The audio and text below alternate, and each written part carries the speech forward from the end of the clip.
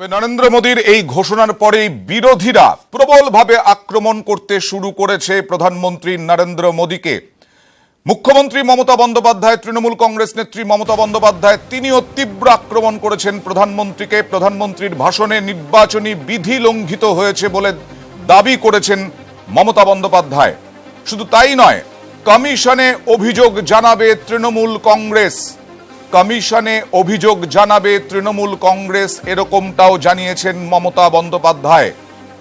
ভোটের সময় এই ধরনের ঘোষণা করে প্রধানমন্ত্রী পদের অপব্যবহারের অভিযোগ তুলেছেন অন্যান্য বিরোধী। তার সঙ্গে সঙ্গে মমতা বন্দ্যোপাধ্যায় তীব্র আক্রমণ করেছেন। মমতা বন্দ্যোপাধ্যায় তার টুইটে জানিয়েছেন, প্রধানমন্ত্রীর ভাষণে নির্বাচনী বিধি লঙ্ঘিত হয়েছে। প্রধানমন্ত্রী পদের অপব্যবহারের অভিযোগও তুলেছেন অন্যান্য বিরোধী নেতৃত্ব। আমরা কথা বলবো আমাদের প্রতিনিধি তুহিন দাস চন্দ্রর সঙ্গে। তুহিন, মুখ্যমন্ত্রীর আক্রমণ কতটা কড়া?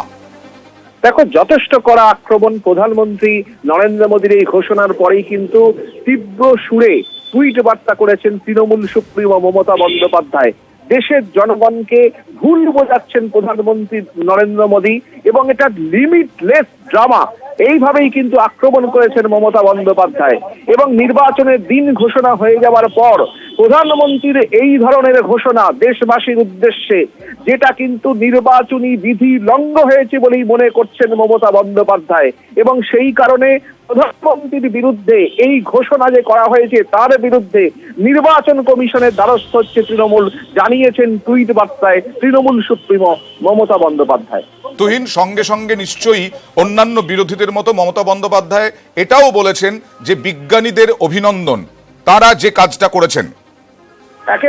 একেবারেই অর্থাৎ দেশের জন্য যে কাজ হয়েছে, দেশের বিজ্ঞানীরা যে কাজ করেছেন তাদের কিন্তু অভিনন্দন জানাচ্ছেন মমতা বন্দ্যোপাধ্যায়। অর্থাৎ সেই জায়গা থেকে ভারত যে এগোচ্ছে, ভারতের বিজ্ঞান যে এগোচ্ছে, ভারতের বিজ্ঞানীরা যে ভালো কাজ করছেন তাকেও সাধুবাদ জানাতে ভোলেননি তৃণমূল সুপ্রিমো মমতা বন্দ্যোপাধ্যায়। কিন্তু এই বিষয়টিকে নিয়ে যেভাবে রাজনীতি করা হচ্ছে সেটাই কিন্তু মমতা বন্দ্যোপাধ্যায়ের তীব্র আপত্তি। যেটা টুইট বার্তায় কিন্তু যেভাবে আক্রমণ করেছেন তিনি নরেন্দ্র মোদীকে, সেটাই পরিষ্কার হয়ে যাচ্ছে বলে মনে করছে রাজনৈতিক মহল। এবং প্রধানমন্ত্রী নরেন্দ্র মোদী দেশের মানুষকে মিথ্যে বোঝাচ্ছেন, লিমিটলেস ড্রামা করছেন প্রধানমন্ত্রী, এই ভাষাতেই আক্রমণ এবং নির্বাচন কমিশনের দ্বারস্থ হচ্ছে এর বিরুদ্ধে তৃণমূল কংগ্রেস। ধন্যবাদ তুহিন। এদিনের ঘোষণার মাধ্যমে প্রধানমন্ত্রী নরেন্দ্র মোদী আরো একবার সীমাহীন নাটক করলেন এবং আত্মপ্রচারের ছবি তুলে ধরলেন। নির্বাচনের মধ্যে চেষ্টা করলেন এখান থেকে রাজনৈতিক ফায়দা তুলতে। এটা গুরুতর নির্বাচনী বিধি লঙ্ঘন। মমতা বন্দ্যোপাধ্যায়ের আক্রমণাত্মক টুইট। অন্যান্য বিরোধী কংগ্রেস, আরজেডি, তারাও অখিলেশ সিং যাদব, তারাও তীব্র বিরোধিতা করেছেন মোদীর এই ঘোষণায় ভোটের আগে। যদিও বিজ্ঞানীদের তারা স্বাগত জানিয়েছেন, অভিনন্দন জানিয়েছেন। আহমেদ প্যাটেল তিনি বলেছেন, ইউপিএ আমলে যা শুরু হয়েছিল এস্যাট মিশন তা এই মুহূর্তে সফল হলো, কিন্তু মহাকাশ বিজ্ঞানীদের শুভেচ্ছা জানিয়েছেন। ডক্টর মনমোহন সিং এর দূরদর্শিতার জন্যই এটা সম্ভব হলো বলে জানিয়েছেন আহমেদ প্যাটেল, কংগ্রেস নেতা। যদিও প্রধানমন্ত্রীর এই ঘোষণা নিয়ে তিনি প্রশ্ন তুলেছেন, প্রধানমন্ত্রীর ঘোষণা নিয়ে তিনি প্রশ্ন তুলেছেন। কংগ্রেসও অভিনন্দন জানিয়েছেন বিজ্ঞানীদের।